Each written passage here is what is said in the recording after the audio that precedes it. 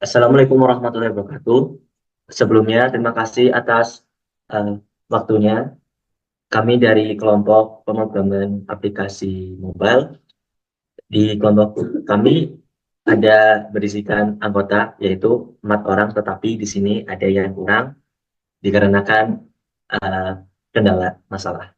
Jadi kita mempresentasikan dengan anggota 3. Jadi sebelumnya perkenalan dulu dari saya. Sebelumnya saya dari Teknik Informatika Viva Izaki Saputra dengan NIM 2203040075 dengan teman saya. Saya Muhammad Tartib Bijaksana dengan NIM 2203040118. Saya Damel Sadi dengan NIM 2203040125.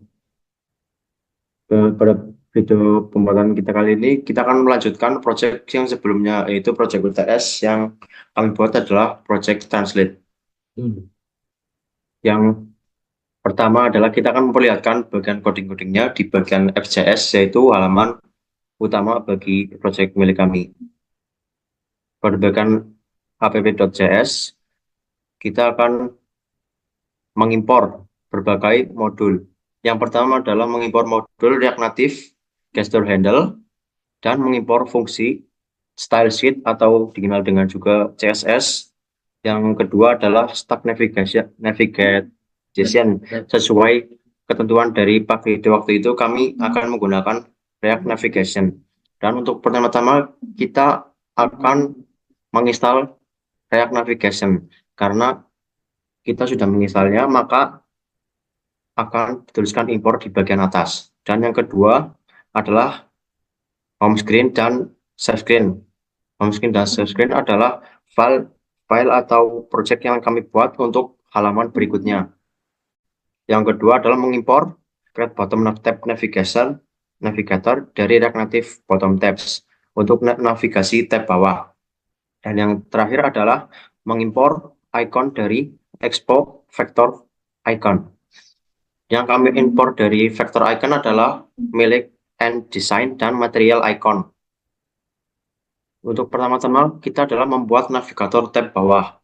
Navigator tab bawah ibaratkan seperti fitur WhatsApp yang terdiri dari pesan, status, dan yang lain-lain lah intinya. Untuk pertama kita membuat tab dan tab navigator pertama-tama. Komponen pertama adalah sebuah navigasi tab. Membuat navigator tab dengan opsi header tidak ditampilkan.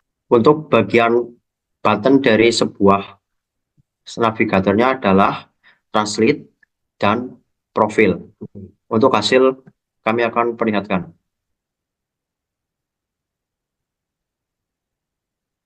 Untuk run project tersebut adalah menggunakan npm start. Dan jika sudah muncul QR code seperti video di sini, maka karena kita menggunakan Android Studio, kita akan mengetik huruf A atau Open Android.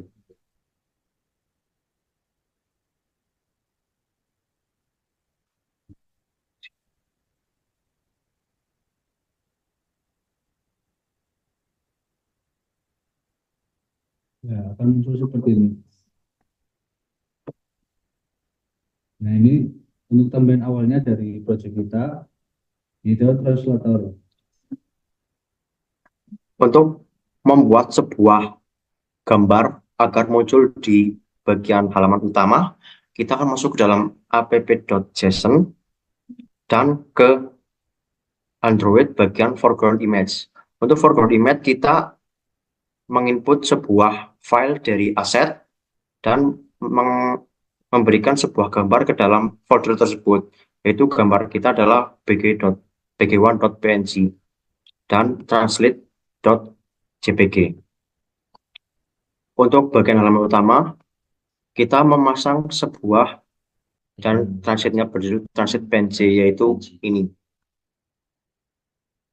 Dan selanjutnya adalah halaman utama, yaitu bagian Stack Navigator Translate.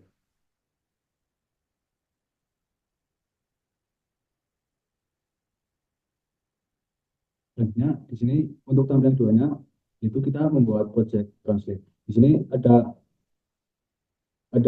fitur bisa dipilih untuk bahasanya apa aja, ini from-nya, ini to-nya, bisa diklik teman-teman. Terus ini selanjutnya ini untuk teks, untuk inputnya yang kita mau ditambahkan. Bisa langsung saja Mas. Ya, karena kita ingin mentranslate dari Indonesia ke Inggris, maka kita akan mengeklik sebuah bahasa Indonesia, yaitu, dan ketika kita mengklik sebuah button translate, maka akan menerjemahkan. Dari button input. Ya, betul. Nah, ini untuk outputnya yang kita pilih adalah bahasa Inggris, jadi kita munculnya welcome to our application. Yes. Dan untuk API yang kita gunakan adalah API dari OpenAI API, yaitu untuk kode seperti ini, untuk kode seperti di bawah ini.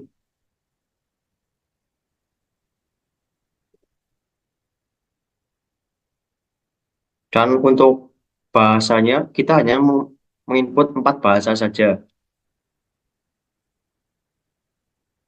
Dan yang terakhir adalah style sheet atau lebih dikenal dengan CSS. Kita memakai CSS seperti ini, beberapa CSS untuk mendesain dari tampilan halaman pertama kita.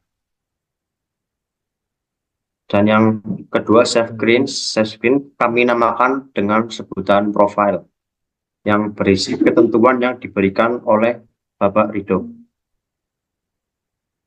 Ini di tampilan halaman profile. Kita langsung aja. Untuk backgroundnya ini kita ambil dari logo kita yang awal kita masuk ke aplikasi ini. Untuk background kita masukkan ke sini.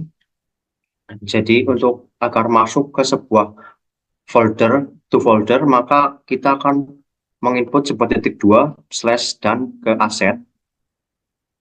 Ketika sudah di aset, maka kita akan mengirimkan BG1 atau lebih dikenal ini dia. Kita menggunakan ini. Dan karena ini formatnya sebuah background, maka kita menggunakan style RGB background color RGBA agar terlihat gelap, sedikit gelap. Selanjutnya Mas Adam. Langsung aja kita klik isi data diri. Dan ketika kita klik isi data diri, kita akan menampilkan sebuah modal yang berisikan sebuah penginputan nama untuk data diri yang ingin diisi. Ini contoh saja. Dan pemilihan tanggal lahir, kita akan menuju ke date time picture atau lebih dikenal seperti itulah. Ini adalah gunanya untuk memilih tanggal lahir yang akan dipilih oleh pengguna atau user. Bisa diklik, coba misal 2008 dan bulan Juni tanggal 10. Lalu kita OK, dan akan terlihat pemilihan dari date time picture kita atau user pengguna. Dan ketika user atau pengguna mengeklik submit, maka akan muncul snack bar yang bertuliskan data diri Anda sudah terisi, terima kasih. Dan ketika sudah terisi, maka akan muncul async storage yang berisikan data yang sudah user atau pengguna inputkan. User juga bisa menghapus data asinkron tersebut. Untuk bagian ketentuan yang diberikan oleh Bapak Ridho adalah modal, snack bar, data picture ada di program tersebut. Untuk bagian modal seperti ini, untuk menyimpan data dari modal tersebut. Dan fungsi untuk mengolah data saat dipilih pada data picture, seperti ketentuan di ini beri tanggal lahir. Ketika kita pilih, maka muncul seperti ini, dan codingan berada di sini. Dan ini juga. Dan untuk codingan selanjutnya adalah fungsi untuk menghapus data pengguna dari async storage. Dan ketika kita sudah submit, akan muncul snack bar, dan data storage tersebut bisa dihapus dengan menggunakan program tersebut.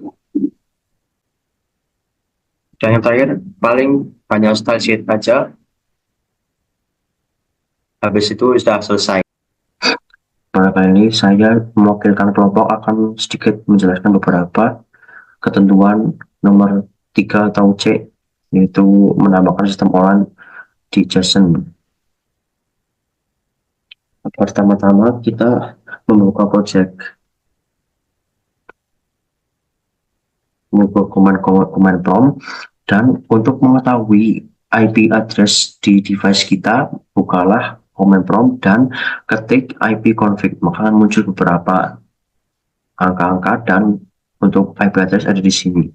Dan selanjutnya kita silang dan buka file kita di disk sama dengan untuk membuka atau mengaktifkan server tersebut, maka kita menginputkan sebuah npx JSON server strip host IP address kita dan juga database JSON atau lebih kenal nama file JSON yang ada di project kita. Ketika sudah terbuka maka akan muncul seperti ini. Dan jika sudah muncul seperti ini maka kita bisa mengakses di browser milik kita sendiri seperti ini. Untuk database pertama-tama saya hanya akan menambahkan 4 database saja. Selanjutnya untuk pengkodean, karena kemarin aplikasi kita hanya memiliki 2 halaman, sekarang kami menambahkan 1 halaman, yaitu halaman database. Kami mengambil referensi dari video milik Bapak Rito, yaitu cara mengaitkan JSON ke database menggunakan JSON. Pertama-tama kita membuat sebuah file database. Untuk di dalamannya kita memakai referensi milik Bapak Rido, yaitu post data atau kirim data, put data, patch data, dan juga delete. Saya mengedit beberapa button seperti delete yang tadinya di atas di referensi Bapak Rido, saya pindahkan di setiap database yang telah diinputkan. Oke, pertama-tama untuk bagian kirim data atau post data, kita menggunakan fetch dan diisi dengan IP address milik kita. Selanjutnya diberikan keterangan untuk menambahkan data dan juga saya sedikit menambahkan ID new ID .toString. Kegunaannya adalah menetapkan ID yang dihasilkan. Untuk saya akan contohkan ketika kita mengirimkan data, maka data tersebut akan bertambah. Ini seperti ketentuan, dan ketika kita membuka db.json, maka akan muncul nomor ID 5. Kegunaannya tadi adalah mengurutkan ID, karena sebelum saya kasih kode tersebut, ID masih berantakan dari 4 ke berapa tadi, 5000 kalau nggak salah. Terus yang kedua adalah put data atau mengupdate data. Kita edit bagian lokasinya timur, maka kita akan put data, akan terjadi device dari sabutannya hilang dan tipenya diganti. Selanjutnya adalah bagian patch data. Ini hampir mirip seperti put data, fungsinya untuk mengedit sebagian data. Kita coba edit umurnya 26, maka kita akan mengedit patch data, hasilnya akan 26 dan Saputra. Kita kembalikan saja patch, dan selanjutnya adalah delete data. Gunanya adalah untuk menghapus beberapa data. Kita bisa mengcustom. Tadi sebelumnya untuk referensi di YouTube itu di delete-nya hanya di bawah patch data.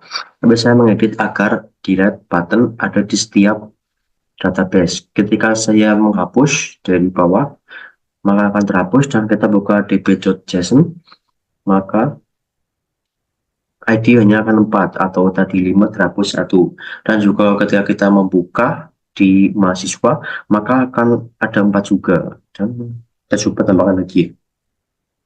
Kita coba ke database, terus ke bagian put data, post data, kita tambahkan Muhammad Asep Saifullah, maka kita akan mengirimkan data Muhammad Asep Saifullah. Ketika kita buka, kita reload, maka akan terdapat nama Muhammad Asep Saifullah. Begitu. Ketika kita mengklik button delete, maka di browser pun akan terhapus. Begitupun di gb.json, maka akan terhapus juga. Paling segini saja penjelasan dari saya, perwakilan dari kelompok. Saya mohon maaf bila ada kekurangan dalam menyampaikan kata-kata. Saya akhiri, wassalamualaikum warahmatullahi wabarakatuh.